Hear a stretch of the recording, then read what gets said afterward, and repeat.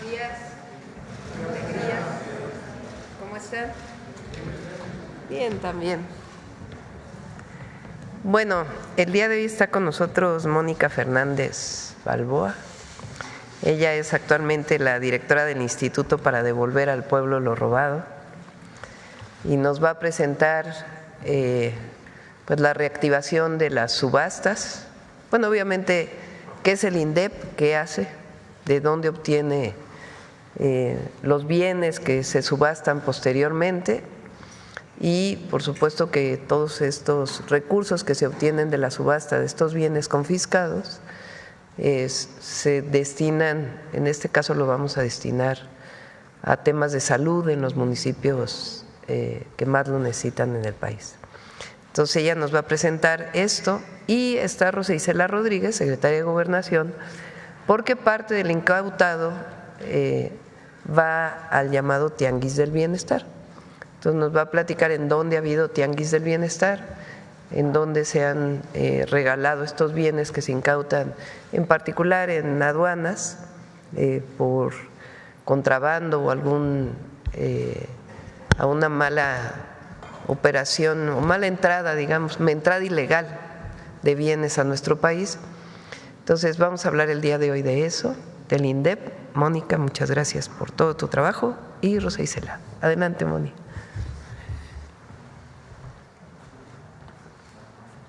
¿Aquí o allá? Creo que van a pasar primero un video. Ah, un video primero. Gracias. ¿Sí? ¿Sabes qué es el INDEP? El Instituto para Devolver al Pueblo lo Robado, fiel a su creación en el año 2020, es un organismo público del gobierno federal que administra y da destino, con una perspectiva social y austeridad republicana, a los bienes activos y empresas improductivas para el Estado que han sido decomisados o abandonados, con el objetivo de devolver a la sociedad los recursos obtenidos de actividades ilícitas o corrupción. Actualmente el INDEP reitera su compromiso para dar un nuevo enfoque a la administración, registro y destino de los bienes.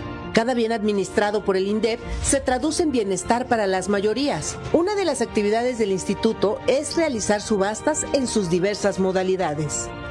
Atendiendo las instrucciones de la Presidenta de la República, la doctora Claudia Sheinbaum Pardo, siempre con un enfoque social, se apoya a las comunidades con mayor rezago, a los que menos tienen, generando recursos y otorgando apoyos que contribuyan a una mejor calidad de vida. Así, a través de las diferentes donaciones a estados y municipios, por medio del Tianguis de Bienestar, se atienden las demandas de justicia social.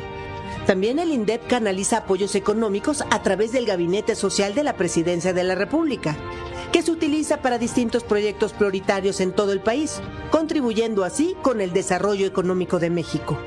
INDEP, Instituto para Devolver al Pueblo lo Robado. Gobierno de México. Muy buenos días, con su permiso, señora presidenta. Buenos días a todas y a todos, señora secretaria, compañeras, compañeros.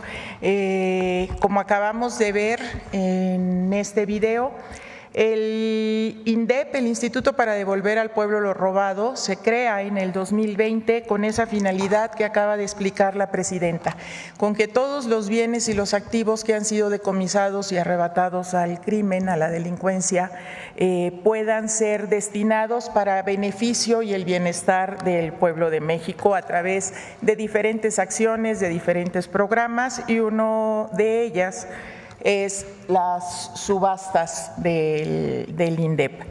En este sentido, nuestra presidenta nos ha instruido de forma muy precisa a hacer una revisión exhaustiva de nuestros procesos para poder implementar acciones que nos permitan generar recursos en la legalidad y transparencia para cumplir con este objetivo. Además de las acciones como la que encabeza nuestra secretaria de Gobernación del Tianguis del Bienestar y decía el desarme y sea la paz, estamos también haciendo estos procesos de comercialización que hoy les estamos presentando.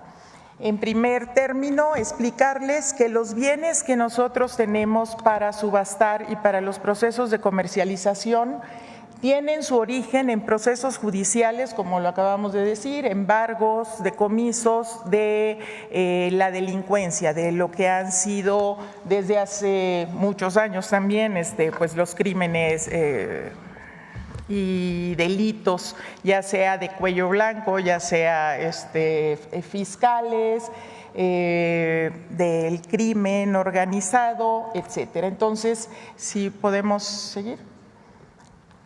Hoy hacemos una primera subasta con estos bienes que hemos podido revisar y percatarnos y cerciorarnos de que estén libres de procesos judiciales todavía en curso, de que estén en buenas condiciones, que cubran con todos los requisitos, y a partir de mañana se publica en los medios de comunicación y en la página, en el portal de subastasindep.gov, todas las bases de venta y la convocatoria formal para que desde mañana arranque la subasta. Aquí en la subasta podemos encontrar muchos bienes de diferente naturaleza, terrenos, casas de habitación, locales comerciales, vehículos, joyas y muchos más con estos orígenes que acabamos de mencionar. ¿Cómo? Deja que se vea. Sí. La anterior. Estos bienes, como les decimos, son de diferente naturaleza y encontramos vehículos de alta gama, vehículos modestos, vehículos blindados, casas, residencias, locales, incluso hasta marcas que les han sido retiradas a personas que han incumplido con la ley. ¿Cómo participar en la subasta? Para participar en la subasta en línea, lo primero que hay que hacer es inscribirse en el registro único del INDEP para poder tener, digamos, un nombre y un usuario para poder participar en las subastas. Hay que consultar las bases, la convocatoria y las bases de venta en la página. Entrar inmediatamente a partir de mañana, pueden ya entrar al listado de los bienes que se están subastando en esta ocasión, que van a corresponder a 218 bienes inmuebles y 145,429 bienes muebles, además de algunos activos financieros. Una vez que uno ya decide por qué quiere participar, en qué bienes quiere participar, tiene que, hace clic en la página y lo mandan inmediatamente, le mandan un correo donde le dan una liga para pagar la garantía. Para poder participar y que sea serio, hay garantías que se pagan en cada una de las modalidades, sean bienes muebles o bienes inmuebles. Y se paga esta garantía que al final, si no resulta ganador de la subasta, se devuelve esta garantía. En caso contrario, pues se toma a cuenta de todo el pago que se va a ir haciendo. Y a partir de eso puede realizar las ofertas. Quiero decirle, señora presidenta, que en el tema de los registros, abrimos una fase de revisión de todas las personas que estaban registradas en el sistema y abrimos una fase de actualización. Se registraron más de casi 7,000 personas al día de hoy y hay otros 6,400 que están en proceso, que no han terminado su acreditación para poder participar. Cualquier persona física o moral pueden inscribirse en el registro único. Es muy sencillo, solo deben de entrar a la página que dice registrounicoindep.gov.mx en el apartado Regístrate aquí. Y los documentos o la información que se pide es también muy sencilla, es la identificación oficial, la CURP, el comprobante de domicilio, la constancia de situación fiscal y en caso de que deseen participar como empresa es su acta constitutiva o su poder notarial. Esto es uno de los ejemplos de los bienes que estamos subastando. Esta es una casa habitación que es una residencia muy grande, muy conocida además allá en Zapopan, que tiene 3 niveles, cochera para 4 automóviles, 5 recámaras, baño, oficina, comedor. Tiene un precio de salida alto porque es una gran residencia. Si seguimos, aquí hay algunos detalles de estas viviendas. Tiene acabados de lujo, está resguardada, por supuesto, tienen todos los bienes que tenemos en administración en el INDEP, se les tiene que dar una administración, se les tiene que dar seguridad y por eso es que vemos que los bienes están en muy buenas condiciones, además de que se ha verificado su estatus legal y todas las que cumplan con todos los requisitos. Esto es un vehículo blindado, es un camionetón muy grande. Sí, perdón. Si pasamos a la otra, perdón. Están en muy buen estado. También hay bienes que no necesariamente son nuevos o están en estos estados tan aptos, pero también tienen un mercado que hay también usuarios que solicitan la subasta de bienes que no estén tan en las óptimas condiciones. Esto es otro tipo de bienes que también tenemos en esta subasta. Esto es una motoniveladora, está en Zacatecas. Los precios, como ustedes pueden ver, son muy por debajo de sus precios en el mercado y están en muy buenas condiciones también. Esto es otra casa en Guanajuato. Es un terreno urbano con una construcción que tiene cochera, es un lugar y es un terreno muy apto, en muy buen estado, en muy buenas condiciones, está bien la ubicación, entonces también cumple con los requisitos para poderlo subastar. Tenemos también carros y vehículos de alta gama.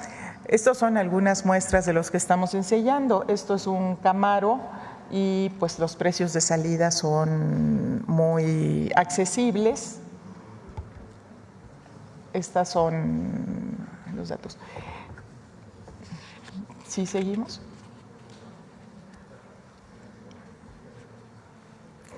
Todos los bienes que nosotros estamos poniendo en subasta. ¿Ya terminaron? Sí. Todos los bienes vienen principalmente de aduanas, del SAT y varios de la Fiscalía General de la República, como lo explicó la presidenta, son bienes producto de decomisos por los respectivos procesos judiciales. Entonces, estamos aquí haciendo un reconocimiento. ¿Cuándo termina la subasta? La subasta termina el 6 de agosto, va a estar abierta todos estos días y tienen tiempo de sobra para entrar, revisar y además si quieren visitar alguno de los muebles o de los inmuebles para verificar, ir personalmente, también en la página se señala cómo pueden hacer el contacto para ir a los almacenes o ir a los inmuebles y hacer la verificación que se quiera hacer. Y prácticamente eso es todo, señora presidenta. Decirle que reconocemos a aduanas, al SAT y a la Fiscalía por el esfuerzo y que nos mandan las cosas para poder cumplir con esto y ahorita están mandando más cosas que nunca, pero con trabajo nos damos abasto, pero estamos listos y los invitamos a todas y a todos a participar en esta subasta Está todo muy cuidado, muy transparente, tenemos la presencia del órgano interno de control, de notarios públicos, entonces no me queda más que invitarlos y decirle, Presidenta, que estamos cumpliendo su instrucción. Gracias. Gracias. El 7 de agosto te invitamos para ver cuánto recaudamos para centros de salud y hospital. Sí, con mucho gusto. Adelante. Con su permiso, Presidenta, muy buenos días a todas y a todos. Muy buenos días a la subsecretaria y a la directora. Hoy, por instrucción de la Presidenta Claudia Sheinbaum, estamos aquí para informar los resultados del programa Tianguis del Bienestar.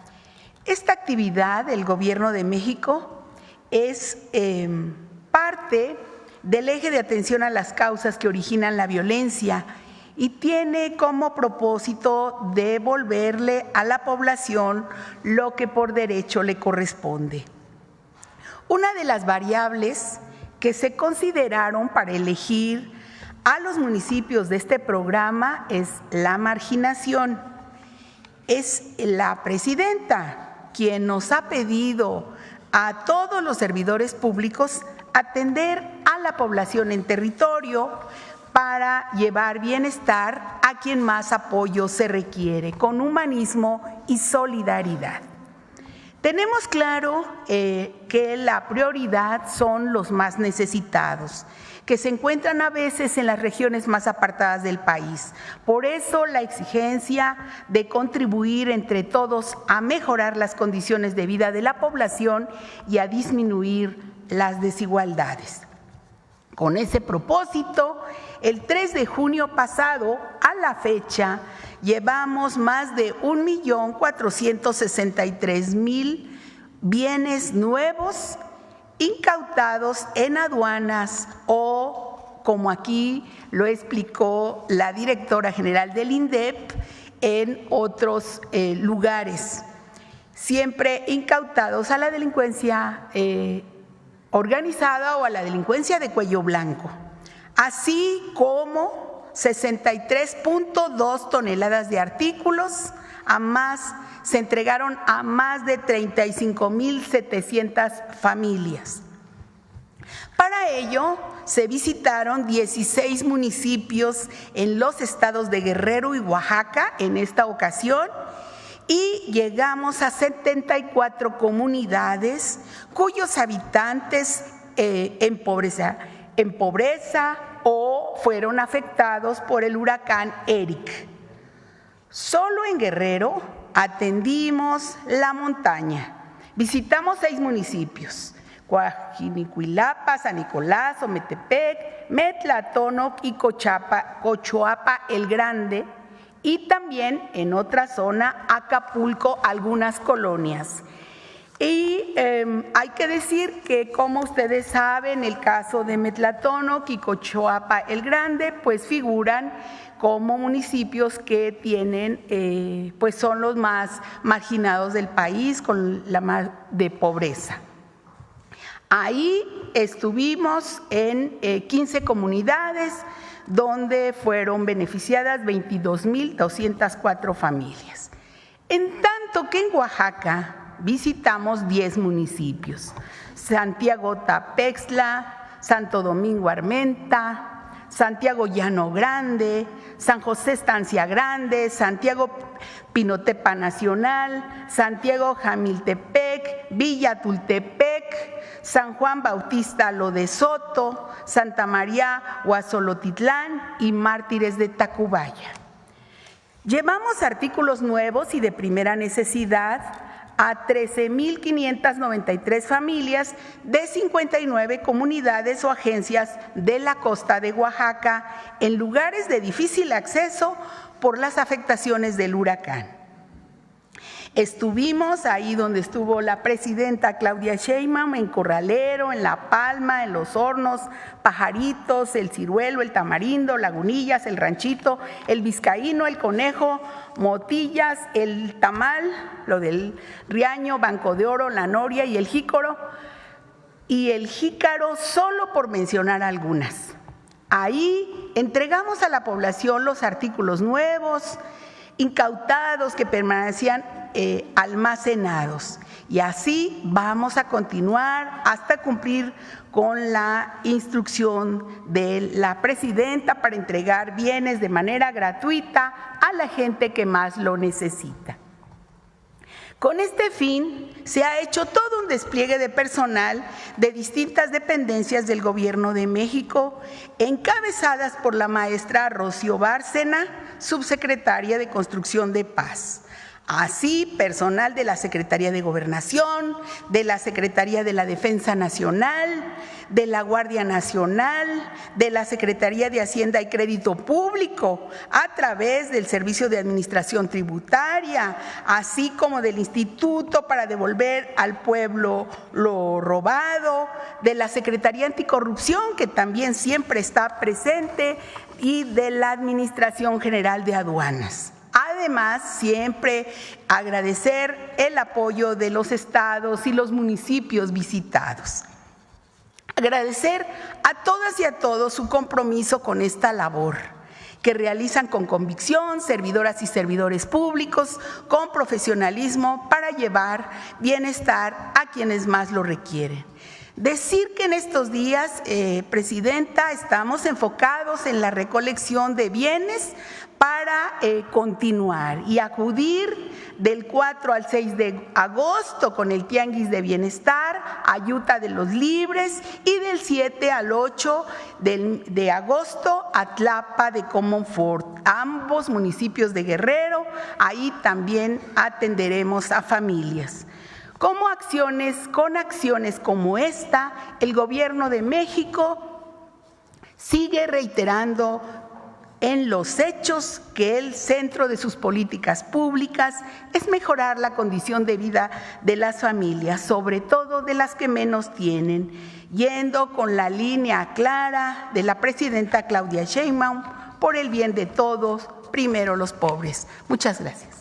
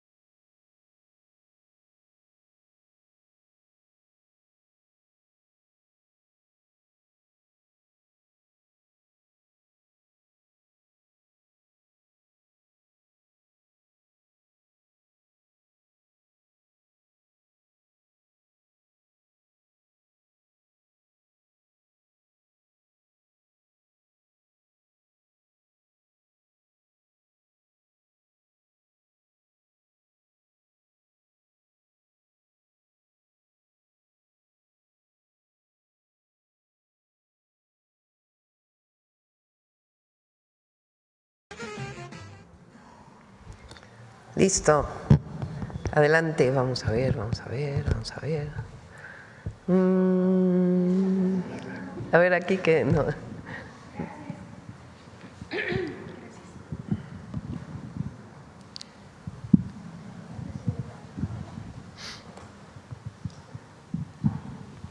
Gracias, presidenta. Buenos días, Shaila Rosagel, corresponsal del Grupo Gili, El Imparcial de Sonora, La Crónica de Mexicali y Frontera de Tijuana. Presidenta, me gustaría preguntarle en un primer tema, un tema de San Quintín en Baja California, pues un lamentable feminicidio que sucedió ahí en San Quintín de la niña adolescente Keila Nicole, de 14 años, pues otro adolescente de 16 años, bueno, pues… cometió un crimen terrible, desmembró a esta niña. Entonces, en Baja California ha habido inquietud porque hay quienes consideran, por el impacto del crimen en sí, de la jovencita, que este hecho debería de ser procesado como un adulto, no como un menor. Me gustaría saber su opinión. Nosotros estamos de acuerdo con la manera en que… Es decir, criminalizar desde más jóvenes no resuelve el problema. Hay una legislación que establece frente a un crimen mayor cuál es la responsabilidad de la persona, aunque sea menor de edad. San Quintín es una zona en donde ahora vamos a intervenir de manera integral. San Quintín principalmente está dedicado a la producción agrícola a partir de jornaleros agrícolas que migran. Algunos se quedan 6 meses, algunos se quedan más o menos tiempo. ¿Por qué me refiero a esto? Porque una parte tiene que ver evidentemente con la responsabilidad personal frente a un crimen y que tiene que ser juzgado por las autoridades judiciales, pero la otra parte tiene que ver con un problema social que hay en particular en San Quintín y en otros lugares. Y no se trata de estigmatizar a un lugar, sino sencillamente de describir que son zonas en el país que han crecido a partir del trabajo de los jornaleros agrícolas. Es una zona, por ejemplo, de alta exportación de cherries y de otros productos. Tienen ingresos muy altos por la exportación, quien se dedica a la exportación, y sin embargo los trabajadores no viven en las mejores condiciones y todavía hay muchos esquemas de contratación que no son formales. Ahí hay un hospital que se está terminando de lo que era IMSS Coplamar, que ahora regresó al IMSS. Se van a hacer guarderías, se están fortaleciendo las escuelas, ya la Secretaría de Bienestar está haciendo un censo en San Quintín, casa por casa, para saber quiénes son migrantes, de qué grupo o de qué pueblo indígena vienen y poder hacer una intervención integral en esta zona del país, particularmente Baja California, igual que lo vamos a hacer en otros lugares. Entonces, por supuesto que hay que atender el tema judicial, pero además hay que atender de manera profunda la situación de vida en San Quintín y en otros lugares dedicados principalmente a la agricultura a partir de jornaleros agrícolas migrantes. Porque finalmente una condición así puede generar pues un ambiente de descomposición social. Muchas gracias, presidenta. Hay que apoyar a las familias. Eso es a lo que nos referimos cuando decimos hay que atender la causa más profunda de una situación de violencia. Muchas gracias, presidenta. En otro tema, en entrevista con la Red por los Derechos de la Infancia en México, a raíz del asesinato de las 3 niñas en Hermosillo, nos indican que en su análisis la Secretaría de Salud en su registro de lesiones a menores de edad muestran un aumento de 2021 a 2022. Ellos de Redim dicen que son las últimas cifras que han podido revisar. Este aumento es de 14% de casos que llegan a los hospitales, o sea, los casos que ya no se pueden ocultar, que llegan con lesiones. ¿Podría darnos la Secretaría de Salud los datos más actuales de este tema de lesiones en menores? ¿Cómo no? Y Bueno, Redim también señala que de acuerdo con el Secretariado Ejecutivo en el país, son asesinados con arma de fuego 60 menores al mes. Ellos dicen que ha bajado en este sexenio porque en el sexenio anterior eran 64 en promedio al mes. Preguntarle qué le ha informado el Gabinete de Seguridad sobre lo que usted les pidió revisar luego de este asesinato de las 3 niñas. Recuerdo que usted comentó que les pidió que se revisaran las cifras y todo esto. Sí, las vamos a presentar aquí la próxima vez que venga el Gabinete de Seguridad. Sí ha disminuido, pero cualquier homicidio es lamentable, pero particularmente cuando se trata de un menor de edad vinculado con actos de violencia, pues es más doloroso. Y nuestro objetivo tiene que ser que eso se erradique. Y tiene que ver con la atención integral, por supuesto, tiene que ver también con el tema de violencia familiar. Entonces, lo estamos trabajando. Lo que presentó aquí Citlali, que tiene que ver con violencia a las mujeres o contra las mujeres, pero también contra niños y niñas, que se está haciendo en los centros libres, es muy importante. Nuestro objetivo es que cada municipio del país tenga un centro libre, para que una mujer se pueda acercar a tener apoyo, ayuda, incluso en la denuncia. Mañana vamos a presentar ya a las abogadas de las mujeres, que van a estar trabajando para poder apoyar a las mujeres en su denuncia y en el seguimiento de su denuncia, además de todo el trabajo que se está haciendo con ministerios públicos. Pero el objetivo es tener una red de apoyo a partir de los centros libres, más el número de teléfono de denuncia de violencia contra las mujeres y contra los niños y las niñas. Muchas gracias, presidenta. Gracias. A ver aquí. Luego vamos acá si quieres. Estoy viendo quién, pero ya como que ya han preguntado mucho los mismos. Estoy viendo quién no ha preguntado, sí.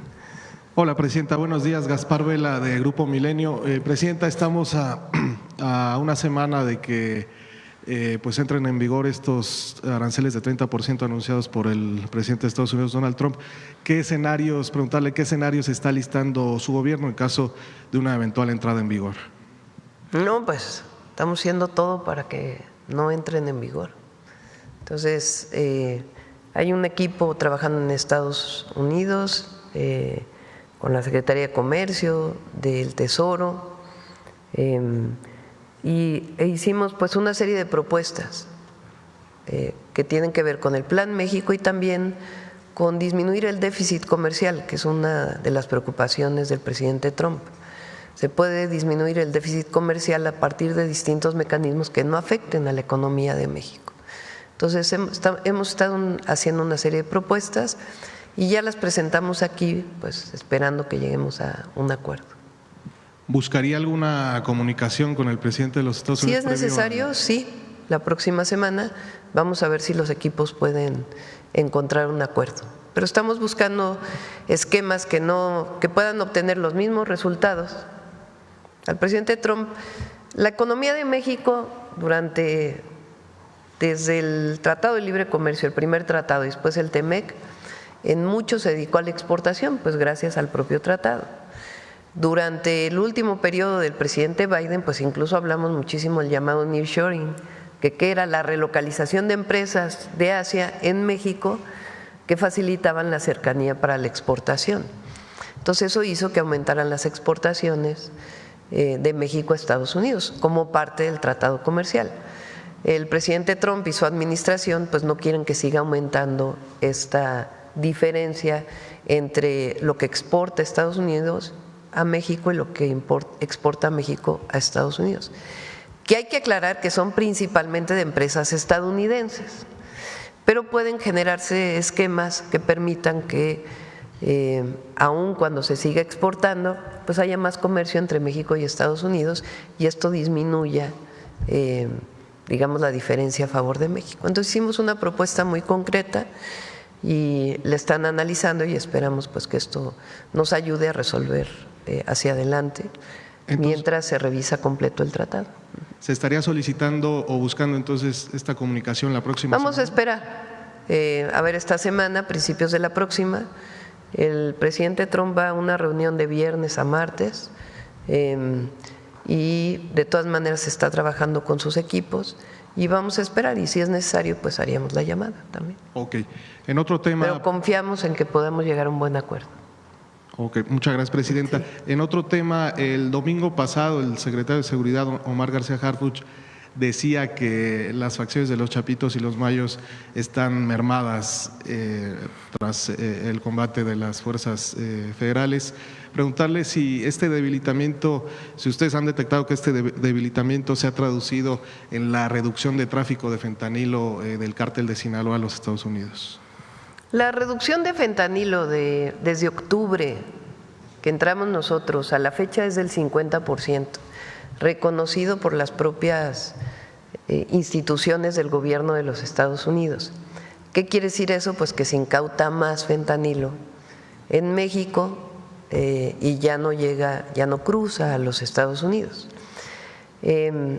¿A partir de qué? Pues de toda la estrategia de seguridad, no tiene que ver en particular con este grupo delictivo, sino con distintas acciones que se están haciendo. Y no solo es fentanilo, también metanfetaminas. Recuerden que se han destruido pues más de cientos y cientos, a ver cuántos informaron el martes, exactamente el número, 1.193 laboratorios de metanfetaminas.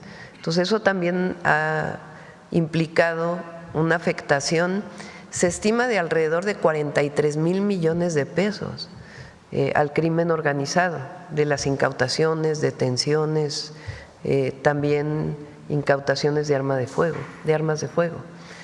Entonces, pues todo eso es parte del trabajo que estamos haciendo y como siempre lo decimos, buscamos también pues que del otro lado en Estados Unidos también hagan su parte, ¿verdad? Porque no solamente es el trabajo que hacemos de este lado, sino el trabajo que se tiene que hacer del otro lado, pues de la distribución de droga en las ciudades de Estados Unidos, la venta ilegal de fentanilo en las ciudades de Estados Unidos, que eso también lo tienen que desarrollar ellos. Presidenta, en otro tema, el día de mañana se cumple un año del traslado y posterior aprehensión de Ismael El Mayo Zambada en Estados Unidos. Preguntarle si México va a insistir en esta solicitud de información. Seguimos insistiendo nosotros, depende obviamente el gobierno de Estados Unidos dar toda la información, pero vamos a seguir insistiendo porque nosotros estamos de acuerdo siempre en colaborar, en coordinarnos y hay buena colaboración y coordinación. Sin injerencismo, sin subordinación, pero siempre buscando pues, la confianza mutua, porque tiene que haber confianza de ellos hacia nosotros y de nosotros hacia ellos en lo que tiene que ver con seguridad y otros temas. Eso es una base fundamental pues, del respeto a las soberanías y del acuerdo de coordinación y cooperación. Finalmente, Presidenta, medios españoles han reportado que Iberdrola tiene la intención de abandonar el país. ¿Qué postura tiene a este respecto? Vamos a revisar. Todavía antier me reuní antes de ayer con Secretaría de Energía. Todavía me plantearon que tenía Iberdrola una serie de inversiones que quería hacer en México. Entonces vamos a ver exactamente a qué se refiere antes de dar una opinión. Muchas gracias. Sí. Bueno, vamos a ver. Aquí yo dije aquí, ¿verdad? Gracias, Presidenta. Buenos días, Rodrigo Muñoz de NX Noticias. Preguntarle, para comenzar, si nos puede dar detalles sobre la llamada que sostuvo ayer con el presidente Lula da Silva, si ahí se planteó este asunto de que se abre el mercado brasileño para el aguacate mexicano, si se abordó o si fue por afuera, y pues hablar un poco sobre la visita que al parecer entonces realizaría el vicepresidente brasileño a nuestro país. Desde que vino el presidente Lula a mi toma de posesión, después cuando estuve en el G20 en Río y ahora que nos vimos en el G7 y otra llamada telefónica que tuvimos, planteamos fortalecer las relaciones con Brasil en varios temas. Uno es el comercial y otros temas pues son cooperación científica, educativa, etcétera. Por supuesto que estamos hablando de complementariedades. no estamos hablando de un tratado de libre comercio, ni mucho menos, sino complementar nuestras economías y tener cooperación y colaboración. Les platico algunas de ellas. Por ejemplo, ellos tienen una industria farmacéutica muy importante y tienen su agencia sanitaria. Nosotros tenemos la COFEPRIS, que es nuestra propia agencia sanitaria, o de medicamentos y equipos médicos, etcétera.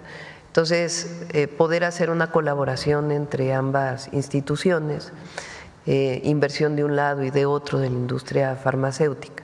Otro tema, por ejemplo, es el etanol.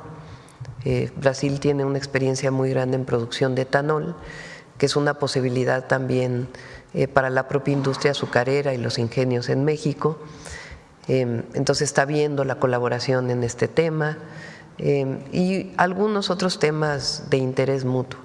Entonces, desde la primera vez quedamos en que iba a haber esta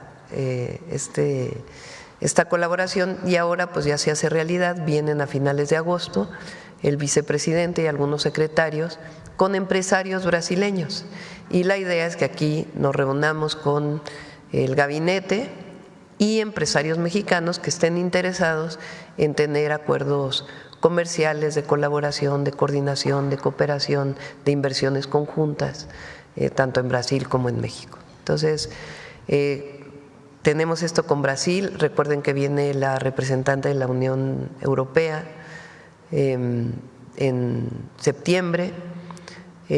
Tenemos también planteado con Canadá, la última llamada que tuvimos con el ministro Carney, también con el primer ministro, también acordamos una visita, sea de él mismo, con su equipo o con su equipo aquí en México, para poder fortalecer las relaciones comerciales, económicas y de distinto tipo. Con Guatemala nos vamos a ver ahora para el tema de pues mayor coordinación, colaboración y particularmente el tren. Con Belice también tenemos la posibilidad de que el Tren Maya pase por Belice y luego baje a Guatemala, entre otros programas de colaboración. Y con otros países, quedamos con Alemania también de fortalecer la colaboración, quedamos en el G7. Entonces, la idea también es que México, además del propio tratado comercial que tiene con Estados Unidos, fortalezcamos pues otras alianzas de colaboración, de cooperación con todos los países con los que tenemos tratado y con los que no tenemos tratado, ver las opciones de colaboración y cooperación, y uno de ellos, por supuesto, es Brasil. Presidenta, esta mañana se dio a conocer que la inflación desaceleró, se ubicó en 3.55%. Ven que decíamos que había 3 productos que estaban pegándole a la inflación el mes pasado: la carne de res, la carne de cerdo y pollo, y ya están pues regresando a su precio y es una reducción importante, pasó de 4.13 a 3.55, y eso nos habla también del margen para que Banco de México pueda seguir bajando las tasas de interés, lo que nos ayuda también pues a aumentar las inversiones. Perfecto. Y por último, Presidenta, hace unos instantes el titular de la Agencia de Protección Ambiental de Estados Unidos, Liz Eldin, pues anunció que venía al país para un anuncio importante, ¿no? Respecto a… Sí, lo van a dar, se va a reunir con Alicia Bárcenas y Secretaría de Relaciones Exteriores. Hay con la Agencia de Protección Ambiental de los Estados Unidos en particular se está viendo el tema del río Tijuana. Recuérdense que se hizo la planta de tratamiento con el presidente López Obrador, que ya nos tocó inaugurarla a nosotros en San Antonio de los Buenos, para disminuir la contaminación del río Tijuana hacia la costa. Esa planta se va a ampliar y además hay otras acciones que fueron firmadas que tenemos que realizar, que vamos a realizar el próximo año para pues todo el sistema de saneamiento de la ciudad de Tijuana, de toda la zona conurbada de Tijuana. Y ellos también tienen que hacer inversiones y ahora se llegaron a acuerdos adicionales además de lo que ya se había firmado.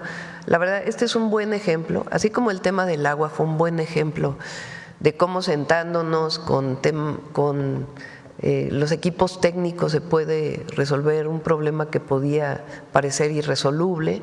En el caso también de la contaminación del río Tijuana, pues también se llegó a un muy buen acuerdo que ya va a ser anunciado más tarde por Alicia Bárcenas y el responsable de la Agencia de Protección Ambiental de los Estados Unidos. Es un muy buen acuerdo que se logró y se va a anunciar en un ratito. Gracias, presidenta. Buen día. Vamos a ver.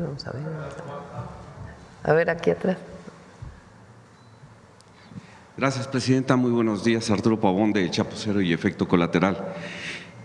Bueno, ya nada más para remarcar un poquito acerca de lo que fue lo de Iberdrola. El 46% que quedaría si es que salieran más empresas privadas en este rubro por un supuesto incierto en lo que es la certeza jurídica, del país. ¿Habría posibilidad de que se abriera más el mercado para empresarios mexicanos? ¿Habría posibilidad de darles apoyo para que estuvieran en este 46%? A ver, yo creo que hay que hacer un poco de historia.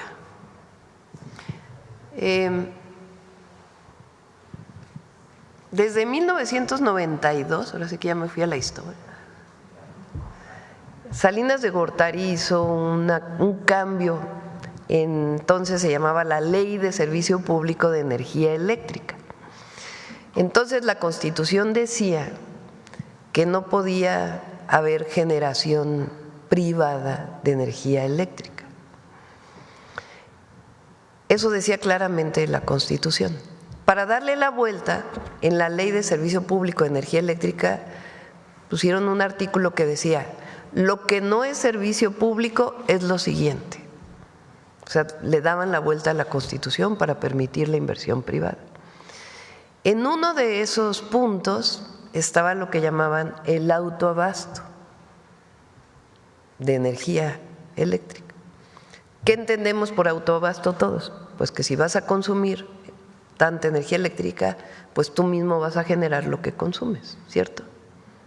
Bueno, pero se dio origen a un sistema que se llamó sociedades de autoabastecimiento. ¿Qué quiere decir esto? Que se generaba electricidad por una persona en un lugar o por una empresa en un lugar y en otro lugar se compraba la energía. Eso estaba prohibido por ley, porque si un privado genera energía eléctrica, pues estaba prohibido por la Constitución que un privado generara energía eléctrica y menos que la vendiera a otro privado. Sin embargo, para darle la vuelta a la Constitución, empezaron a generar estas sociedades de autoabasto. Entonces, hay muchos todavía que están en ese sistema que incluso hoy es ilegal. Porque una cosa es el autoabastecimiento propio. Si hay una empresa que produce acero y quiere generar su propia energía eléctrica, pues la genera, a lo mejor lo que le sobra lo vende a Comisión Federal de Electricidad y eso sería el autoabasto de la energía eléctrica para esa empresa, para esa fábrica.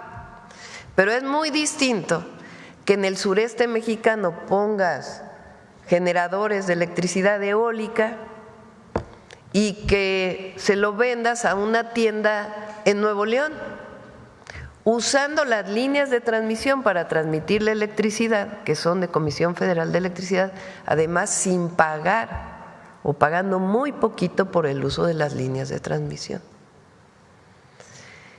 Estas sociedades de autoabasto eran ilegales entonces, después vino la reforma eléctrica de Peña, después vino la reforma eléctrica que nosotros hicimos y en la reforma eléctrica de Peña y en la que nosotros hicimos siguen siendo ilegales las sociedades de autoabastecimiento. ¿Qué les decimos ahora a los que están amparados en las sociedades de autoabastecimiento? Ponte en regla, véndele tu energía a CFE o hay una parte que todavía hay de mercado eléctrico que quedó en la Constitución, o véndele al mercado eléctrico, pero las sociedades de autoabasto no son legales. ¿Qué pasó con Iberdrola? una gran parte de la generación de Iberdrola y de otras empresas estaba en las sociedades de autoabasto, que no estaban permitidas por la ley. Entonces, ¿qué hizo el presidente López Obrador en su momento? Bueno, a ver, no te quieres poner en regla, te compro tus plantas. Y se generó un esquema de compra de esas plantas a través de Banobras y de un fondo que está en Banobras que se llama Fonadín. Y se compraron las plantas de Iberdrola. ¿Con qué motivo? Pues para que CFE tuviera el 54% de la generación eléctrica. ¿Es un asunto solamente de convicción? No, es un asunto de estabilidad del sistema eléctrico nacional. A todos les conviene, empresarios, población, a todos tener una Comisión Federal de Electricidad fuerte.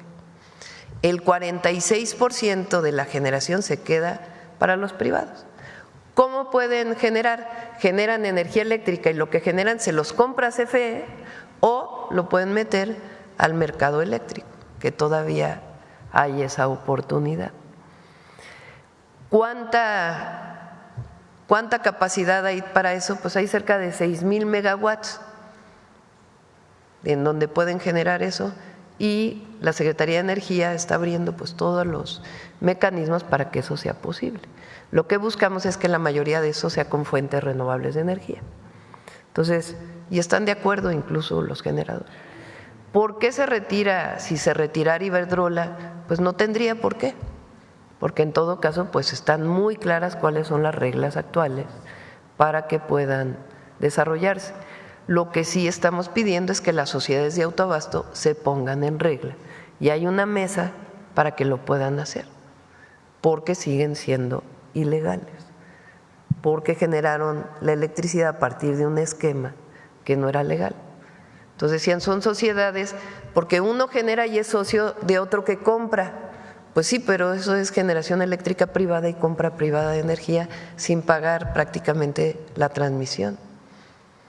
Entonces, ese es el asunto. La inversión privada en generación eléctrica es viable, es posible, hay los mecanismos, no tiene problema y está la certeza jurídica para que lo puedan hacer. Y hay muchas empresas que quieren generar. Y el 54% de CFE también está garantizada, sus formas de financiamiento, una parte con gas natural y otra parte con energía renovable. Muy bien, eso quiere decir entonces que Iberdrola ya no tuvo la oportunidad de influir aquí en el gobierno como lo hace en España, donde sí se vuelve dueña. Pues vamos a ver primero si es cierta esta noticia y si es cierta, bueno, pues que expliquen por qué, pero no tiene que ver con que no haya certeza jurídica, sino sencillamente, pues, a ver, cuando se habla de Estado de Derecho quiere decir que todo el mundo se ponga en regla. Entonces, pues que se pongan en regla en el marco de la legislación mexicana, igual que lo hacen en España o en otros lugares del mundo. Gracias. La segunda pregunta es que, bueno, ayer presentó el… Por cierto, todo eso tenía que ver con un montón de negocios,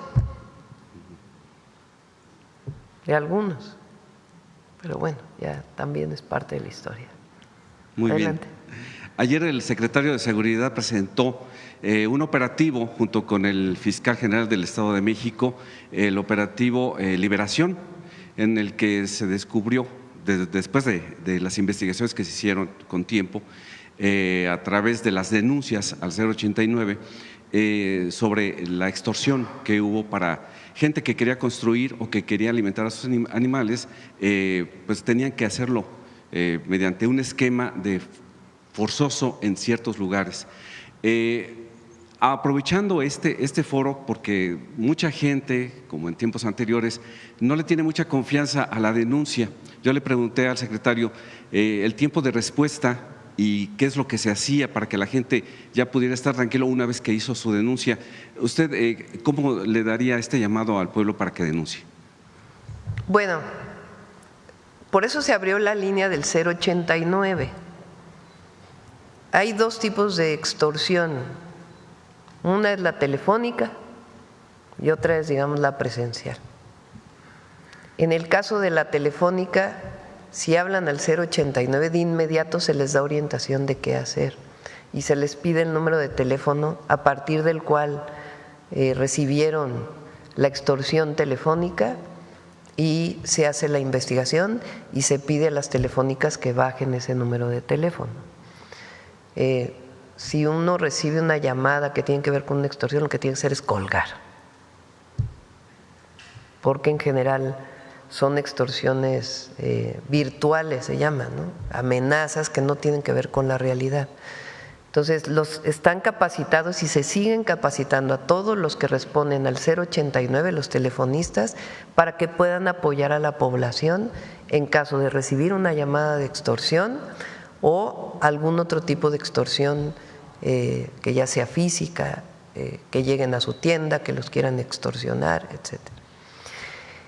Ese número nos permite o le permite a la Secretaría de Seguridad y Protección Ciudadana y a las propias fiscalías iniciar una investigación sin que sea la persona la que tenga que ir a la fiscalía a denunciar. Porque ¿qué es lo que pasa? Pues evidentemente la persona que vive la extorsión pues tiene temor de ir a denunciar personalmente a la fiscalía y tienen razón. Entonces nosotros los apoyamos para que la denuncia o la información que den ayude a las policías y a las fiscalías para que inicien el proceso de investigación sin que ellos pongan la denuncia. Entonces pueden tener confianza en el número 089 para poder hacer su denuncia de manera telefónica, incluso la pueden hacer de manera anónima, no necesitan dar su nombre, pero sí los detalles de cómo están siendo extorsionados para que se inicie todo el proceso de investigación. ¿Qué más vamos a hacer? Pues eso ya lo vamos a poner en la ley. Se tiene que cambiar la Constitución para hacer una ley general y después todos los estados tienen que cambiar sus legislaciones para que la extorsión se persiga de oficio, que si se denuncia no tenga que volverse a denunciar y todo el proceso de la denuncia particular, sino en realidad los agravados, el agravio no es a la persona, sino es a todo el país, digamos, en el momento que hay una persona que es agraviada o que es víctima de una extorsión. Entonces, con solo denunciar en el teléfono, hay la obligación de abrir la carpeta de investigación. Ahora lo estamos haciendo pues dentro del marco legal que tenemos. Con el cambio a la ley va a ser todavía más fuerte esta forma. Y nuestro objetivo es erradicar la extorsión y que la gente tenga toda la información pues para que no viva una situación difícil. Lo que pasó en el sur del Estado de México pues es que incluso había productos que estaban al triple en todas las tiendas de ciertos municipios porque obligaban al de la tienda a vender el ladrillo en vez de en cierto precio a un precio 3 veces más alto. A partir de las denuncias ciudadanas que se hicieron, inicia el proceso de investigación y la verdad trabajó muy bien la Fiscalía del Estado de México y se trabajó para poder hacer pues este operativo y se va a dar seguimiento para que en realidad pues haya desaparecido la extorsión en estos municipios. Gracias. Y para finalizar, Gretchen Whitmer es la gobernadora de Michigan. Ella se ha destacado por oponerse a las políticas restrictivas de los derechos humanos del gobierno de los Estados Unidos. Ella ha sido denostada por el mismo presidente. Él la menciona como that woman from Michigan, o sea, esa mujer de Michigan, de manera despótica. Ella pues ha sido férrea luchadora por los derechos humanos en el Estado y siendo Tiempo de Mujeres, usted como líder política internacional, ella como líder política en su estado, y así como hay muchas más en todo el mundo, ¿habría la posibilidad de que en un momento dado de la historia, que todavía usted esté a cargo de la presidencia, pudiera hacerse un encuentro entre mujeres políticas líderes en el mundo?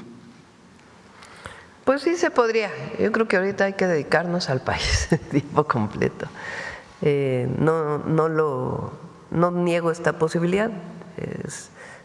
El año pasado vinieron legisladoras de distintos países en un un esfuerzo muy importante que hizo la senadora Cintia, ¿cómo se apellida? López Castro. Y fue un encuentro muy bueno y se podría hacer otros encuentros de este tipo. Ahora, lo internacional pues es importante y sobre todo siendo mujeres es muy importante, pero sí hay que dedicarle el 99.99%, .9999% a México. Muchas gracias, buen día. Sí, a ver aquí. Gracias, presidenta. Buenos días, Karina Aguilar, de Diario 24 Horas. Si nos pudiera comentar cuáles son los decomisos más onerosos que hicieron y que se van a subastar en esta nueva subasta del INDEP, por favor. ¿Quieres comentar, Mónica?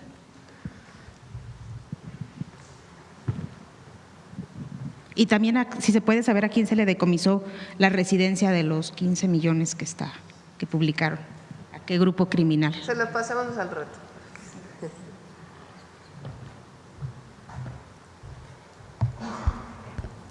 Gracias, presidenta. Hay diferentes tipos de bienes, hay casas y terrenos desde que van de los 15 a los 20 millones de pesos y también muy pequeños. Y los bienes a quienes se les ha decomisado,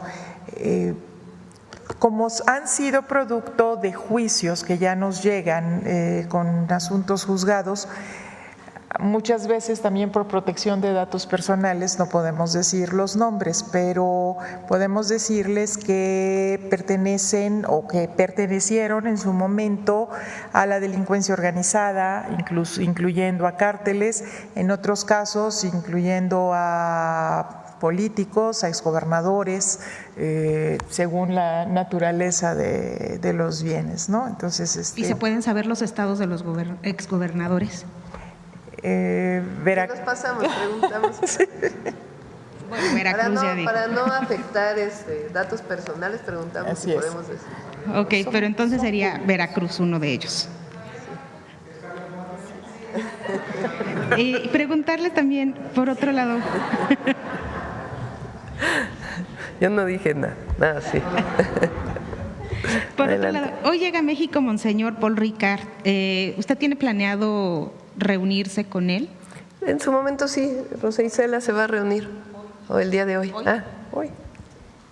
Y en esta reunión podrían hablar sobre una posible visita del Papa León. Sí, ¿se acuerdan que Rosa Isela fue a invitarlo Entonces, de parte sí se del tiene gobierno de contemplado platicar del tema. Es uno de los temas. Presidenta, hoy el diario 24 Horas publica un informe elaborado por el Centro Regional de Fusión de Inteligencia del Sureste, en el que se señala que en correos enviados por personal militar el 22 de agosto de 2022 se obtuvo un indicio de la presunta conexión del coordinador de los senadores de Morena, Adán Augusto, con el líder guachicolero llamado Gabriel Eduardo González, alias Gabo.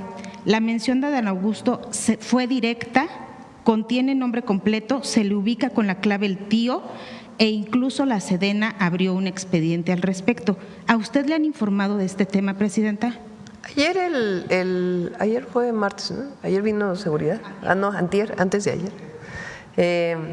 El general secretario informó cómo son estos… de la información bruta, ¿no? La información que inteligencia militar está levantando permanentemente.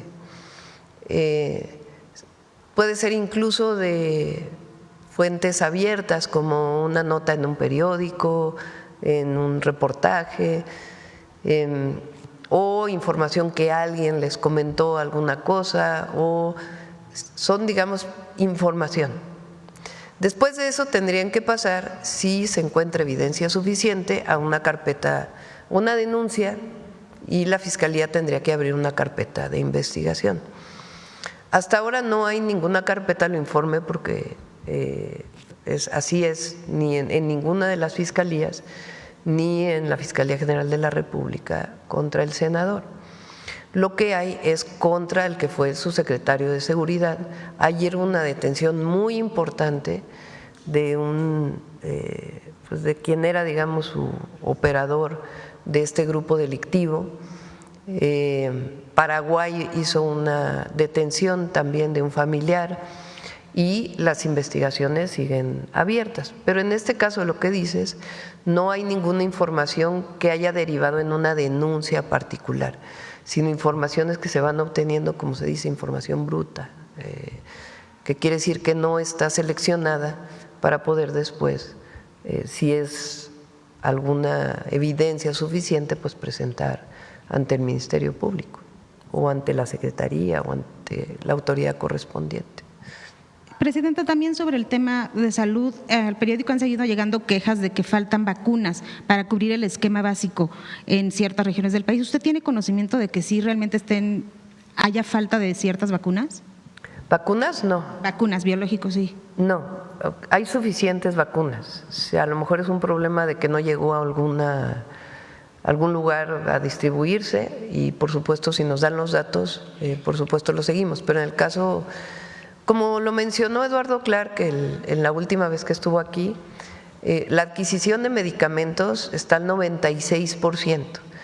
Están llegando los medicamentos y se va a fortalecer la distribución de medicamentos a todas las instituciones de salud pública, Bienestar, IMSS y el ISSSTE, e incluso Pemex, como institución de salud pública.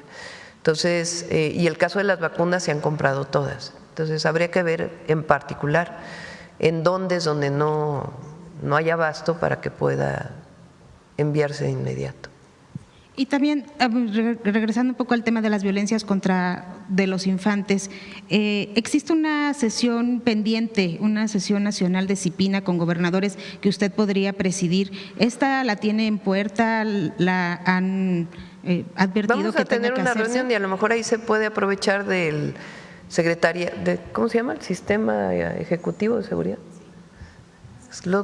Todas estas organizaciones tienen sus nombres: Sistema Nacional Ejecutivo de Seguridad Pública, en donde participan todos los gobernadores. Vamos a tener muy pronto, por los cambios que hubo en la ley y el planteamiento que es importante que todos los gobernadores sepan, y ahí podría verse el tema de violencia contra niños y niñas. Muchas gracias. Sí. Va a ser la reunión con el canciller del Vaticano. Es una reunión privada. ¿Quieres informar? Gracias. Yo, bueno, con permiso, Presidenta, yo preferiría que lo informara la diócesis o en este caso el personal, pues acá de la Iglesia Católica, la jerarquía, porque somos invitados a una reunión, pero es una reunión privada.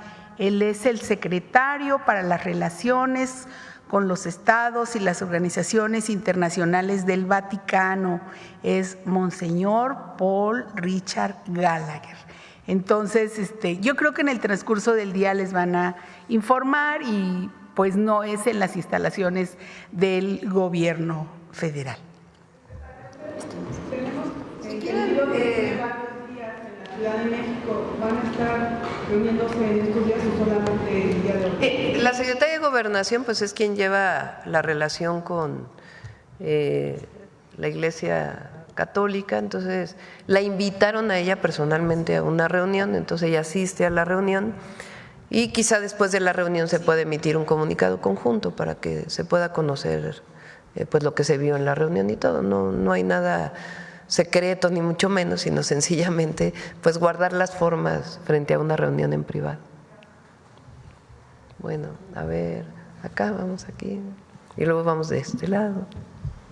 Buenos días, Presidenta. Elia Cruz de la Hoguera. Presidenta, sobre, ya no, como para puntualizar el tema de Iberdrola, en caso de que se confirmara la salida, pese a que existen las condiciones para permanecer, ¿su gobierno no estaría contemplando quizá adquirir algunas de esas 15 plantas que van a vender, como en su momento lo hizo el presidente Andrés Manuel López Obrador? No por el momento. hoy existe el 54% de generación eléctrica pública y tenemos un programa, como lo hemos presentado aquí, muy ambicioso de nuevas plantas de generación. Entonces, en ese esquema estaríamos ampliando la capacidad de Comisión Federal de Electricidad. A lo mejor se podría evaluar, no, en este momento no lo tenemos contemplado, pero tampoco niego que pudiera plantearse una posibilidad a través del mismo esquema que se utilizó con Banobras. Pero primero vamos a ver si realmente esta información es certera y en caso de que lo fuera, no hay ningún problema, es decir, hay muchas empresas que tienen deseos de seguir participando en la generación eléctrica en México. Gracias, presidenta. En el tema con Brasil, la llamada que sostuvo ayer con el presidente Lula, él planteaba o decía que iban a ampliar este acuerdo comercial que hay entre las dos naciones. Para ello se necesita como una nueva negociación, la firma de un nuevo tratado, pero con las nuevas condiciones y los nuevos sectores. Pues a ver, tiene que ser complementario, porque nosotros obviamente tenemos muy buena relación con el presidente Lula y Brasil y México son las dos economías más importantes hoy de América Latina. De hecho, CEPAL sacó una publicación por ahí, traíamos una gráfica de cómo Brasil fue el país que en 2024 recibió el primer lugar en inversión extranjera directa y México fue el segundo lugar en recibir inversión extranjera directa de toda América Latina y el Caribe. Entonces, evidentemente, pues la relación entre nuestras economías deseamos que sea mayor.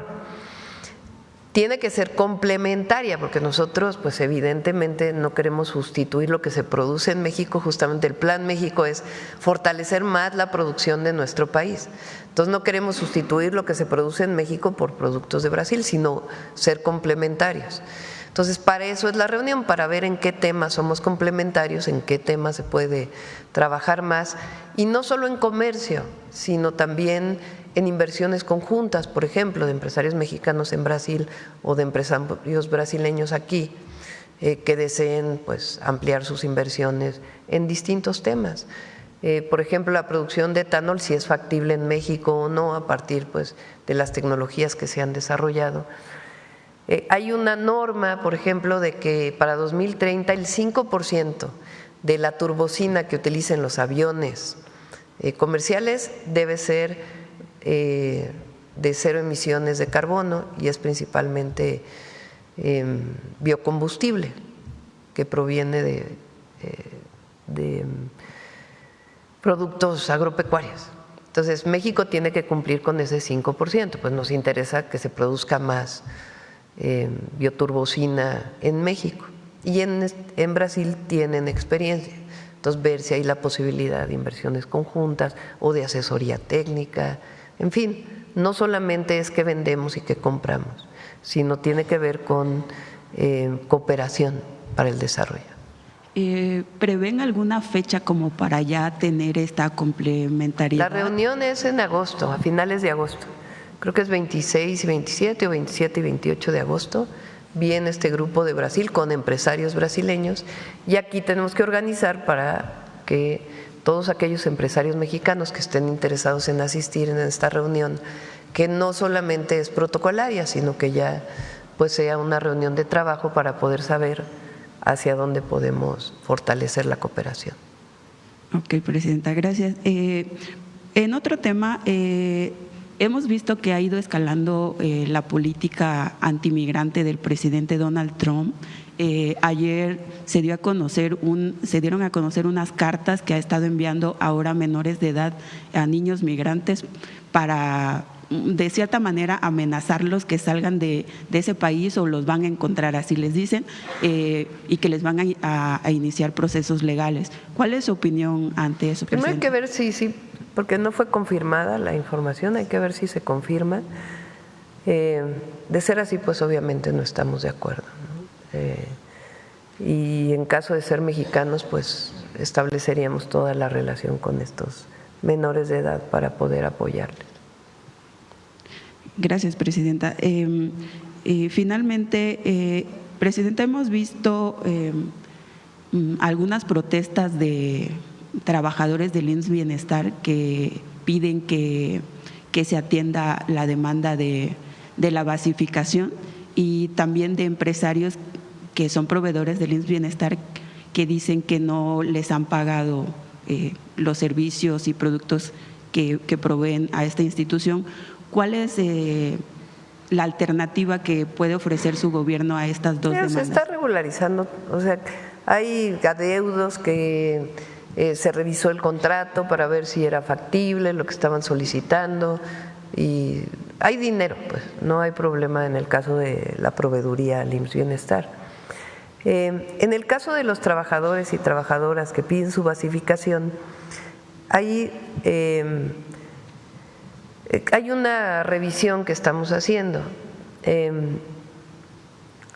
¿Cómo queda, digamos, para los 24 estados que ya forman parte del IMSS Bienestar, o los 22 estados, la Ciudad de México y Yucatán, que se está incorporando? ¿Cuáles trabajadores pasan a incorporarse formalmente al IMSS Bienestar?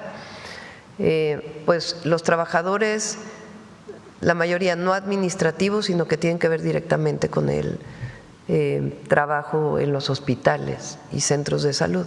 Trabajadores de la salud, sean desde médicos, médicos especialistas, médicas, enfermeras, enfermeros, camilleros y todo el personal que está asociado a la operación de un hospital o de un centro de salud. Hay muchos trabajadores administrativos en lo que eran los antiguos instituciones de salud de los estados.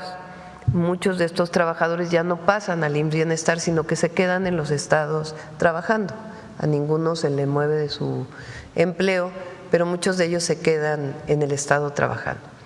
Hay otros trabajadoras y trabajadores, principalmente son enfermeros o enfermeras, que fueron contratados durante el COVID por la necesidad que hubo de incorporar a más trabajadores de la salud en ese momento. Todos ellos, no todos, porque ya algunos ya se han regularizado, están contratados por honorarios, es decir, no tienen una base. Y allí también se está haciendo una revisión para que poco a poco puedan irse incorporando al IMSS Bienestar. A lo mejor ya no necesariamente en el hospital, porque ya está completa la plantilla, pero en un centro de salud. Entonces se está haciendo una revisión de toda la nómina del IMSS Bienestar, lo que se queda en el Estado, lo que se queda en el IMSS Bienestar, para poder ir regularizando. Obviamente el objetivo pues es que todas y todos los trabajadores puedan tener pues todos sus derechos laborales. Pero pues es un proceso que se va viendo persona por persona. Para terminar, y sobre todo ellos que ayudaron solidariamente en el momento del COVID, pues no se les puede dejar desamparados, ¿verdad? Pero se tiene que hacer una revisión para ver en qué centro de salud, cuáles centros de salud se van incorporando poco a poco. Para finalizar, Presidenta, ayer vimos un fortalecimiento del peso frente al dólar. Sí. Histórico. 18.57 creo que está. A ver si lo pone.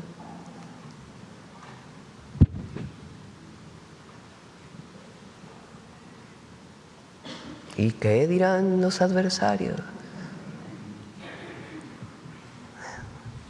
Vamos, aquí.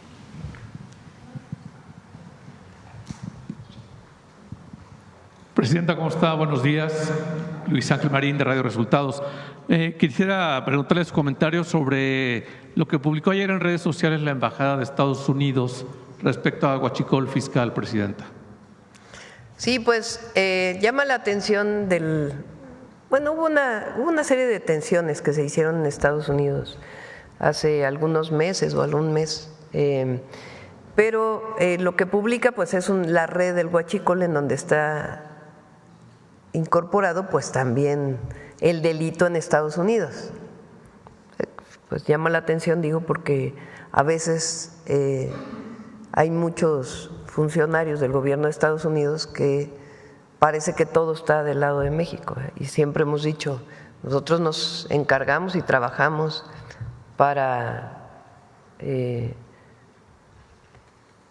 no haya delincuencia y que no hay impunidad, pero del otro lado también tienen que hacer lo mismo. Siempre hemos dicho, ¿quién distribuye la droga en Estados Unidos?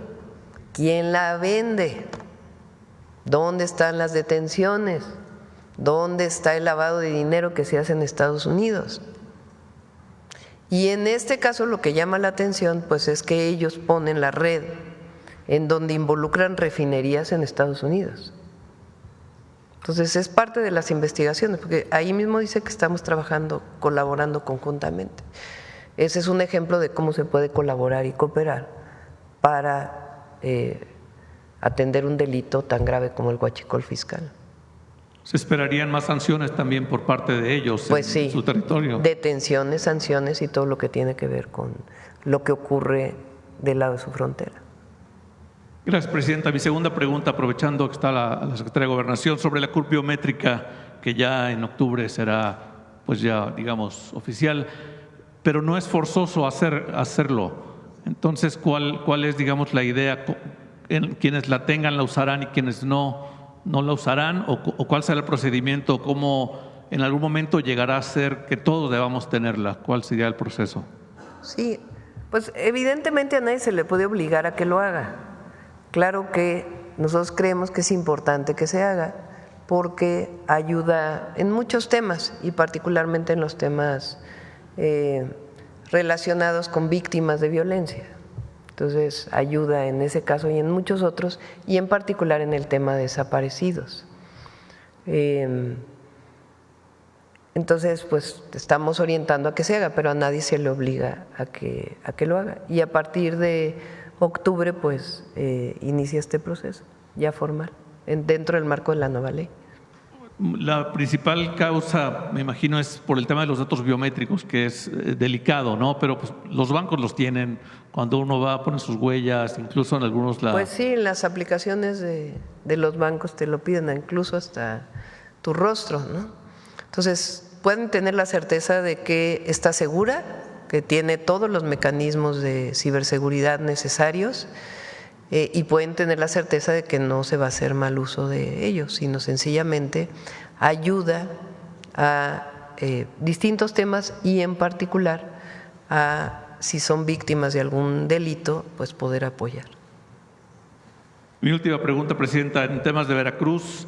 Me comentaban, estuve en Papantla hace un par de semanas, fin de semana, y no hay cajero en el Banco del Bienestar, cajeros automáticos, y comentaban que es necesario que si se pueden instalar cajeros automáticos porque solo hay adentro del banco. No, pues tienen que tener. Vamos es solo a revisar un banco. ¿Por qué no tienen? Es un solo banco en toda la cabecera municipal con 3 cajeros nada más. Entonces las filas, principalmente adultos mayores, lo revisamos. discapacitados, y hay suficiente terreno para instalar otro banco con cajeros. Presidenta, muchas gracias. Sí, de acuerdo. Bueno, a ver, aquí. Buenos días, Presidenta. Tania Damián, de Ángulo 7. Hablando del tema de huachicol fiscal, quisiera preguntar si es parte de los decomisos. ¿Qué se hace con el huachicol decomisado? Apenas Harfuch, el secretario de Seguridad, dijo que se habían decomisado 15 millones de litros. En Tamaulipas se sigue decomisando. Creo que es parte del caso de Hernán Bermúdez, y estaba leyendo exactamente el tuit de la embajada y dice que están colaborando México y Estados Unidos para detener el huachicol fiscal. ¿Cuál sería el objetivo? Y bueno, también sí es cierto que Estados Unidos pues a veces solo se fija en México y no hace su trabajo, pero en el caso de México, que se ve que se está trabajando en contra de este huachicol fiscal, ¿cuáles son pues los objetivos? A ver, primero habría que decir qué es eso del huachicol fiscal para que se entienda. Digamos que hay 2 tipos.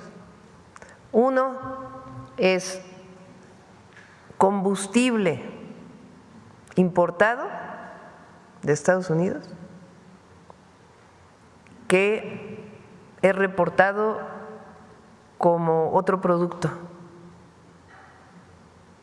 Entonces, supónganse que un carro tanque trae diésel y se reporta como nafta, entonces paga menos impuestos o un impuesto diferente y y no se le da seguimiento porque supuestamente se va a usar para la industria química cuando en realidad pues se vende como combustible de manera ilegal. Esa es una forma. Otra forma es que se reporta que se compró algo que en realidad no se compró. Se hace una factura falsa. Son, digamos, las dos formas. Cuando entra el combustible a México y se reporta que es menos combustible o se reporta como otra cosa que no es el combustible, ese es el que ayer salió en la Embajada de Estados Unidos. Pero incluso ellos lo ponen más, porque puede ser… Hay permisos de importación por parte de la Secretaría de Energía. Durante el periodo del presidente López Obrador se redujeron los permisos de importación y ahora se está haciendo una revisión todavía mayor de aquellos que tienen permisos de importación de combustible, de gasolina o de diésel o de algún otro combustible, gas avión, en fin, turbocinas, otro combustible. De esas empresas que tienen permiso de importación, si reportan que importaron otra cosa, pues entonces hay una sanción a esa empresa y además hay una investigación penal porque es un delito. Si hay una empresa que no tiene permiso de importación de gasolina, pero tiene permiso de importación de un producto químico, pero en realidad importó gasolina y no ese producto químico, pues también tiene su sanción. Entonces esas son las formas ilegales. Ayer la Embajada de Estados Unidos lo que publicó fue todavía algo mayor, que es petróleo crudo que sale de México, se va a refinar a una refinería de Estados Unidos y entra de manera ilegal a México. Entonces, en esa parte, en ese posible delito, probable delito, se hace una colaboración. De todas maneras, si el combustible viene de Estados Unidos, pues hay que ver si el delito viene desde la refinería de donde salió o el centro de almacenamiento de donde salió la compra del combustible hasta México, o sencillamente hay una falsificación de documentos del importador. Todas estas confiscaciones, que se dice así, todo este producto confiscado que se ha estado haciendo de combustible, pues lleva más investigaciones, se detiene a alguien, de ahí se ve cómo fue que se quería importar y de ahí se da seguimiento para poder pues saber quiénes y cuáles y hasta dónde llega este involucramiento. ¿Y este huachicol confiscado se vuelve a usar o qué se le está haciendo? Sí, una vez, así como en el caso del INDEP, una vez que la Fiscalía termina su investigación con aquello que confiscó, se puede utilizar ese combustible, sea para Pemex o para para la defensa, por ejemplo. Claro que tienen que hacerse las pruebas para saber si el combustible es bueno, ¿no? Gracias, Presidenta. En otra pregunta, trabajadores de las universidades tecnológicas y politécnicas, hay 106 tecnológicas en el país y 64 politécnicas, son 170, comentaron, yo entrevisté a una… Nada más sobre el huachicol. O sea, vamos a llegar hasta las últimas consecuencias. O sea, las investigaciones están dando mucha información y nuestro objetivo es que todo sea legal, igual que en otros casos, que todo sea legal, que si hay combustible importado, que pague los impuestos que tiene que pagar y que sepamos a qué gasolinera va a ir. Entonces, toda esa parte que he platicado de todo lo administrativo que se está haciendo y todo lo penal, vamos a poner en orden esa parte del llamado huachicol fiscal. Gracias. Entrevistamos a una maestra de la UTP y nos comentaba, la Universidad Tecnológica de Puebla, que la Dirección General de Universidades Tecnológicas pues ella solicitó que por qué no iba a haber incremento, aunque sea ellos solicitan un 4% de incremento a todos los trabajadores, digamos, académicos, administrativos, porque todos los directivos de estas universidades tecnológicas sí lo tienen, el 4%. Entonces decía, porque digamos, los directivos de estas universidades tecnológicas sí lo tienen en 2025 y todos los administrativos y los trabajadores académicos no lo van a tener. Entonces la directora le comentaba que porque no se había movido el presupuesto. ¿En qué institución? Son todas las universidades tecnológicas del país, estamos hablando de universidades y… Pues que sea al revés, ¿no? Como lo hicimos aquí en el gobierno federal. Nosotros no vamos a tener incremento salarial. ¿Quién va a tener incremento? O sea, nosotros, todos los trabajadores de confianza.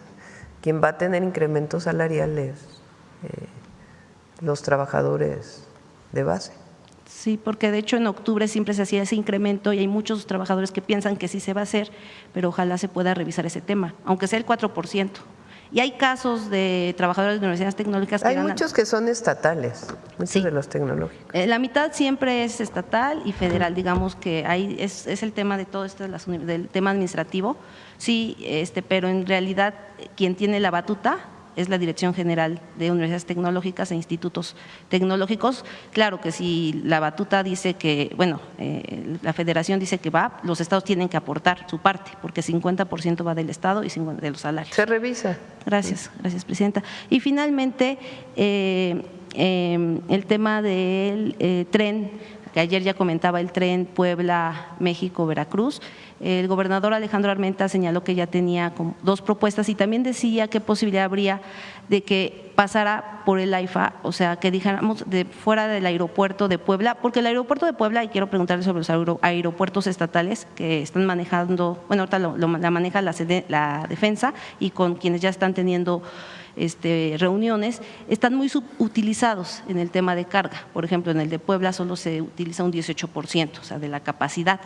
Y de qué manera se puede buscar que estos aeropuertos pues también puedan funcionar más para pues el tema de traslado de carga.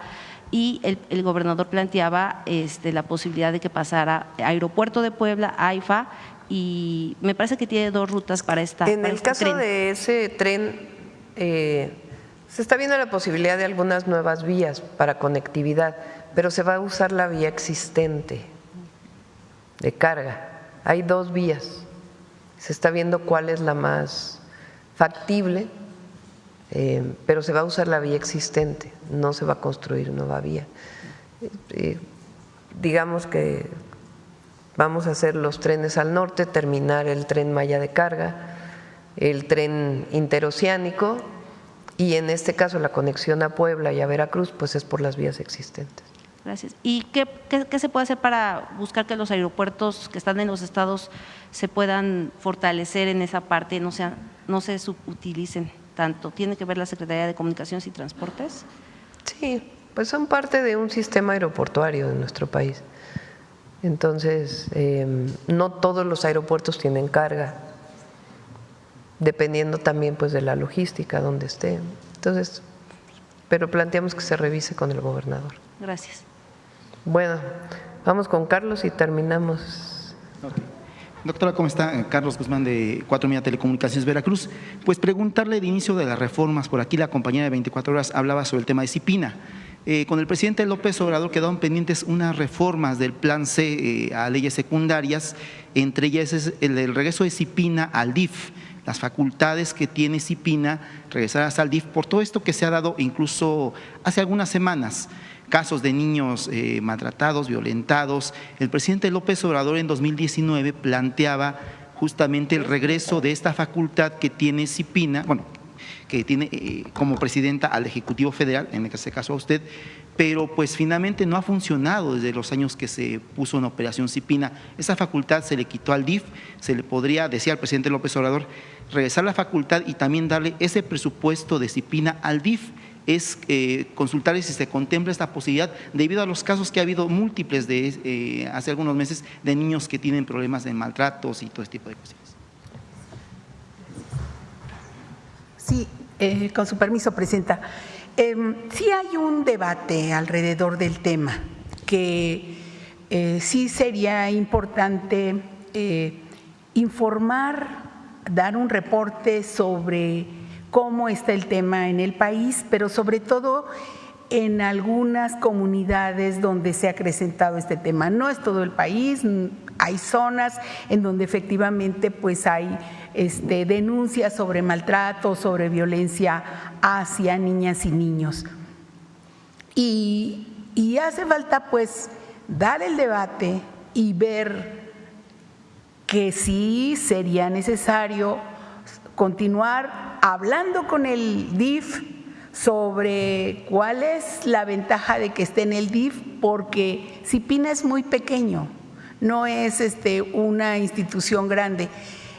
¿Cuál es la fuerza de CIPINA? Las CIPINAs, digamos así, estatales. Pero sería importante ver también si sigue en gobernación como está actualmente o dependiendo de nosotros, es un área en la que se trabaja aquí, pero también pues sería importante ver la ventaja del DIF, puesto que allá está la Procuraduría de la Defensa de las Niñas, Niños y Adolescentes, en fin. Hace falta ahí seguir en la discusión, en el debate, pero lo más importante es que están trabajando de la mano actualmente el DIF y CIPINA y las CIPINAs de los estados en relación con el maltrato o el abandono hacia niños en algunas zonas del país. Pero estamos trabajando en esta parte, ¿no?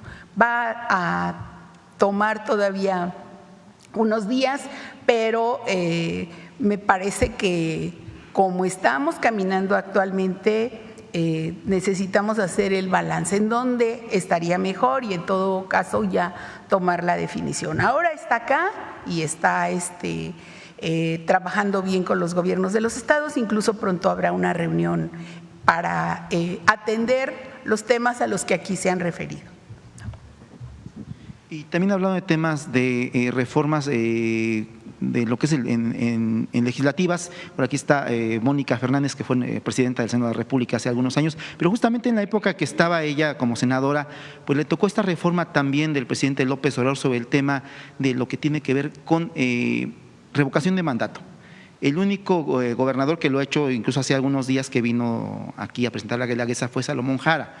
Anunció que se va a someter a revocación de mandato. Es consultarle, doctora, si en este próximo periodo ordinario que empieza en septiembre se contempla entre las reformas prioritarias que pudiese usted mandar al Senado, a Congreso, pues este tema, este anhelo del presidente López Obrador de concretar de que los gobernadores también, incluso presidentes municipales, se sometan a revocación de mandato. Bueno, los presidentes municipales ya van a tener 3 años nada más a partir del 2030. Ya no se van a poder reelegir a partir del 2030. Entonces, pues ahí sería difícil una revocación, ¿no? Por el tiempo, digamos, que tienen de su mandato. Lo de los gobernadores, pues yo lo dejaría a los gobernadores, ¿no? Y que el pueblo evalúe. Lo podríamos pensar, pues, pero hasta el momento no hemos pensado enviar una modificación constitucional para la obligatoriedad de la revocación en el caso de gobiernos estatales.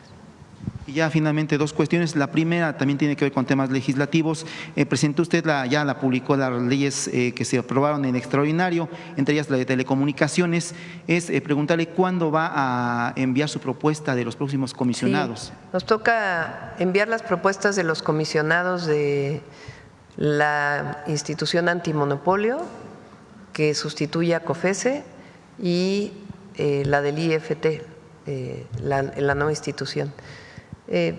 Recuerden que el Senado entra el 1 de septiembre, entonces cercano ya al 1 de septiembre ya estaríamos enviando las propuestas. Y ya para finalizar, aquí afuera hay unos defraudados de una empresa que creo que se llama Smart Plus o algo así, pero también es un caso recurrente desde que estuvo el presidente López Obrador. Hubo varias empresas financieras que le pedían, anunciaban ofertas para que ahorrara la gente. Está el caso de CAME, que defraudó a 1.3 millones de personas, básicamente adultos mayores. Es consultarles si a través de la Comisión Nacional Bancaria de Valores le han entregado un reporte del seguimiento de esas empresas, si hay forma de meterlas en cintura, porque va aumentando. Digo, hoy está una aquí afuera. Sí, se está revisando el fortalecimiento de la regulación bancaria en varios temas, en acuerdo con los bancos. Pero sí es importante, y ya traeríamos al secretario de Hacienda para que pueda hablar de ella. Perfecto. Gracias, doctora. Bueno, vamos con Mujeres en la Historia.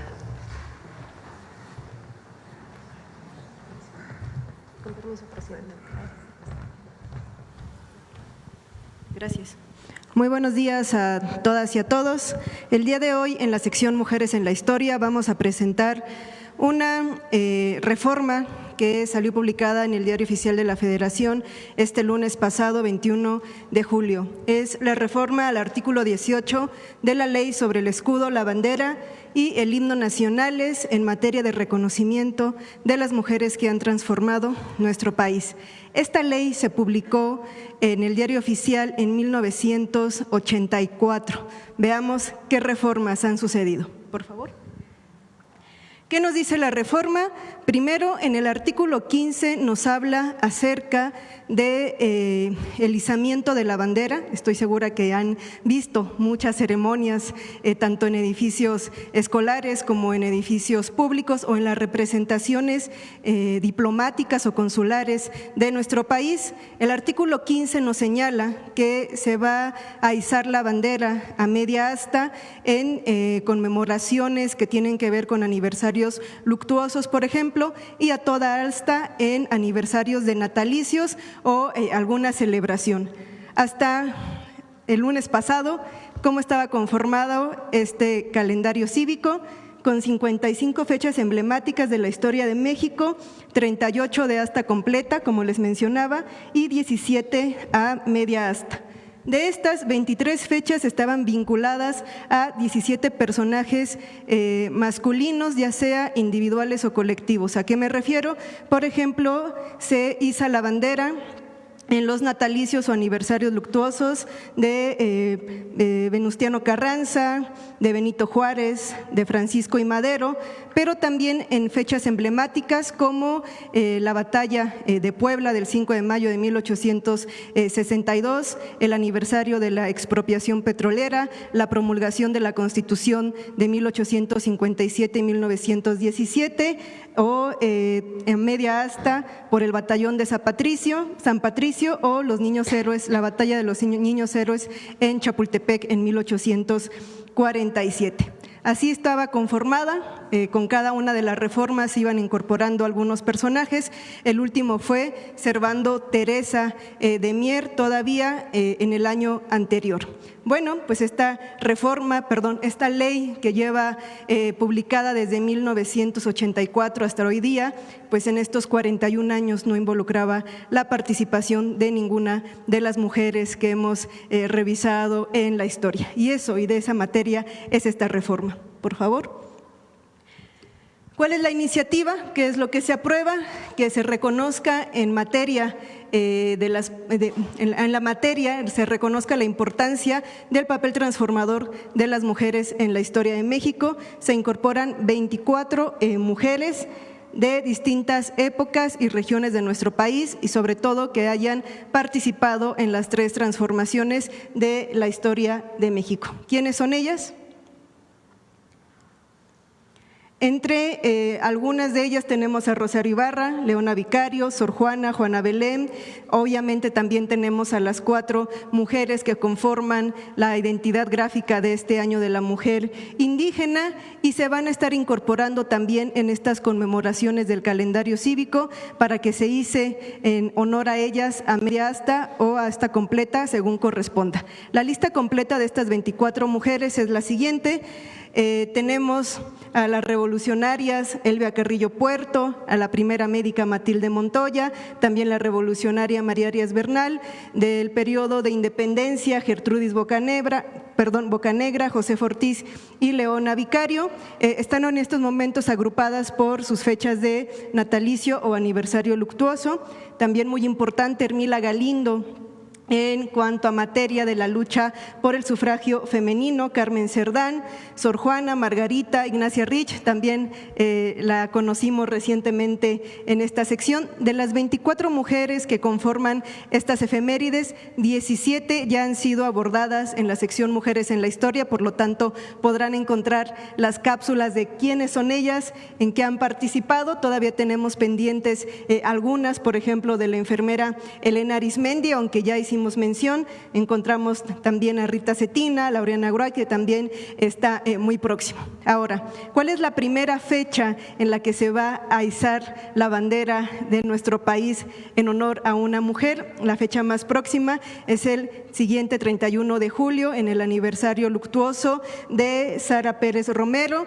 Por primera vez la bandera se va a izar a media asta en 200 años que tenemos de historia, pero a 40 de que se hace esta reforma, y a toda asta la fecha más próxima conmemorativa es el 5 de septiembre, que coincide también con el Año de la Mujer Indígena, porque además de estas 24 efemérides, se incorporaron 5 fechas emblemáticas. Tenemos 8 de marzo por el Día Internacional de las Mujeres, el que les comentaba, 5 de septiembre, Día de las Mujeres Indígenas, se va a izar a asta completa. 14 de septiembre, Día de las Forjadoras Anónimas de la República.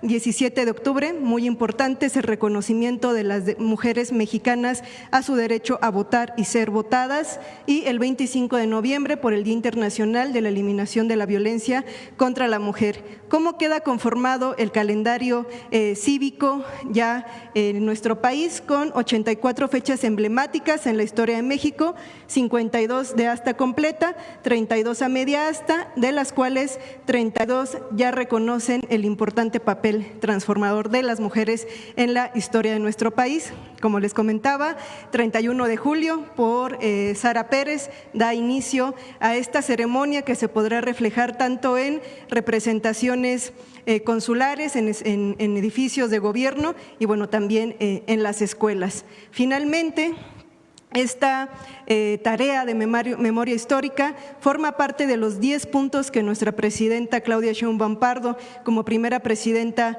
de nuestro país, anunció aquel 8 de marzo, su primer 8 de marzo, Día Internacional de las Mujeres. Hizo hincapié en 2 acciones para recuperar la memoria histórica de las mujeres. La primera de ellas fue la inauguración de la Sala Mujeres en la Historia en este recinto en Palacio Nacional, y la segunda acción era la incorporación de estas 24 efemérides oficiales en la ley sobre los símbolos patrios de nuestro país. Como ella aseguraba, a la presidencia llegamos todas. Muchas gracias. Gracias, Noemí. Gracias, buen día.